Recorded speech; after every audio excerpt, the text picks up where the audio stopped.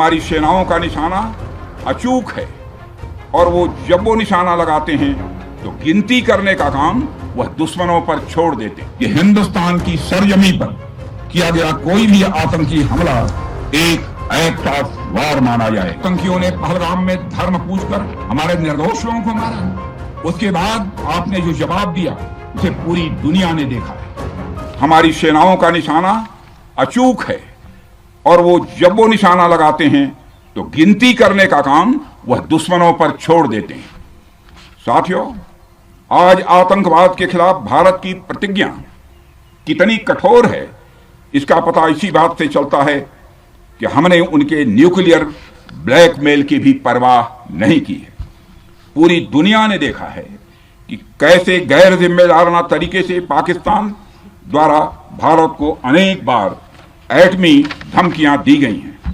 आज श्रीनगर की धरती से मैं पूरी दुनिया के सामने यह सवाल उठाना चाहता हूं कि क्या ऐसे गैर जिम्मेदार और रोग नेशन के हाथों में परमाणु हथियार सुरक्षित हैं? मैं दुनिया के सामने यह सवाल खड़ा करना चाहता हूं। मैं मानता हूं कि पाकिस्तान के एटमी हथियारों को IAEA international atomic energy agency की निगरानी में लिया जाना चाहिए। मैं ये कहना चाहूंगा और साफ तौर पर कहना चाहूंगा। साथियों, हमारी सेनाओं हमारी सीमाओं पर अपनी मातृभूमि की रक्षा के लिए जिस तरह से आप सभी बिना रुके बिना थके दिन रात लगे रहते हैं वह अपने आप में अद्भुत है और अद्वितीय भी है। वह देश तो मांगते मांगते अपनी जहालत से एक ऐसी हालात में आ गया है कि उसके बारे में यह भी कहा जा सकता है कि पाकिस्तान जहां भी खड़ा होता है वहीं से मांगने वालों की लाइन प्रारंभ हो जाती है। अभी आपने सुना ही होगा कैसे वह फिर एक बार इंटरनेशनल मॉनेटरी फंड IMF के पास कर्ज मांगने गया। वहीं दूसरी तरफ हमारा देश है कि हम आज उन देशों की श्रेणी में आते हैं जो IMF को फंड देते हैं ताकि IMF गरीब देशों को कर्ज दे सके। ऐसी स्थिति में हमारा यह भारत है। रामचरितमानस में स्वामी तुलसीदास जी ने लिखा है, जहां सुमतितः संपत्ति नाना जहां कुमतितः विपत्ति निदाना। यानी जहां सुमति होती है, अच्छी नीतियां होती हैं, वहां सुख और समृद्धि होती है, और जहां कुमति होती है, बुरी मति होती है, केवल दूसरों के हित की भावना होती है, वहां तरह तरह की विपत्तियां स्वाभाविक रूप से आती ही हैं। पाकिस्तान जिसका जीता जागता यह उदाहरण है। आतंकियों ने पहलगाम में धर्म पूछकर हमारे निर्दोष लोगों को मारा। उसके बाद आपने जो जवाब दिया उसे पूरी दुनिया ने देखा है। उन्होंने यह नहीं सोचा कि आम नागरिकों ने उनका क्या बिगाड़ा है, उन्होंने ऐसा क्या किया है कि उन्हें मार दिया जाए। पर मैं यह कहना चाहूंगा, आतंकियों ने भारतीयों को धर्म पूछकर देखकर मारा, धर्म पूछकर मारा, तो हमने आतंकियों को उनका कर्म देखकर मारा है। उन्होंने धर्म देखकर बेगुनाहों की जान ली। यह पाकिस्तान का कर्म था। हमने कर्म देखकर उनका खात्मा किया। यह हमारा भारतीय धर्म है। एक रक्षा मंत्री के रूप में मुझे आप सबको बेहद नजदीक से वर्षों से जानने का और समझने का अवसर मिला है।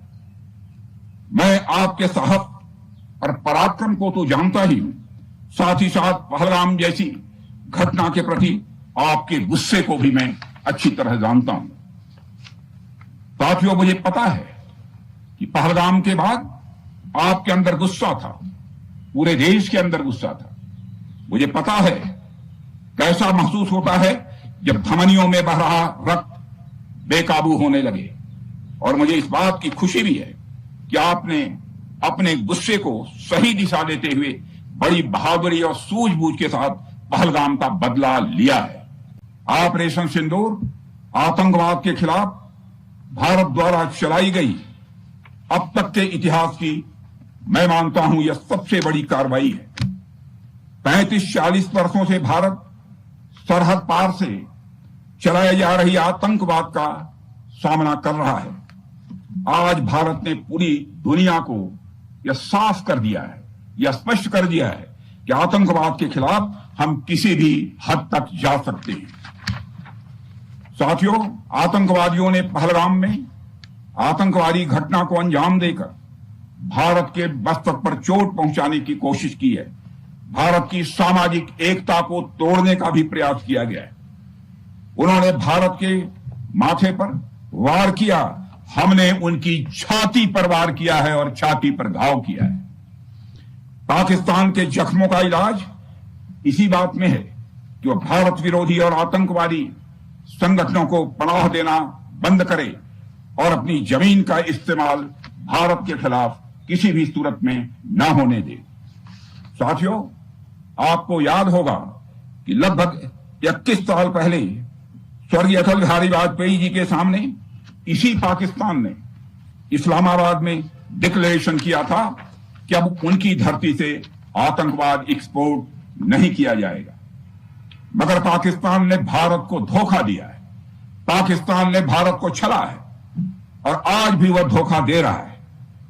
इसका खामियाजा अब उसको भारी कीमत करके भुगतना पड़ा है और यह कीमत, यदि आतंकवादी वारदातें चलती रही तो लगातार यह बढ़ने ही वाली है।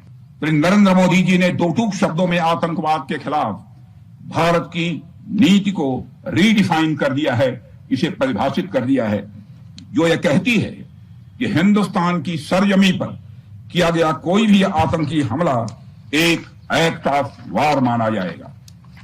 दोनों देशों में जो अंडरस्टैंडिंग बनी है फिलहाल वह इसी बात को लेकर है कि सरहद पार से कोई बेजा हरकत अब नहीं की जाएगी। अगर की गई तो बात निकलेगी तो बहुत दूर तक जाएगी।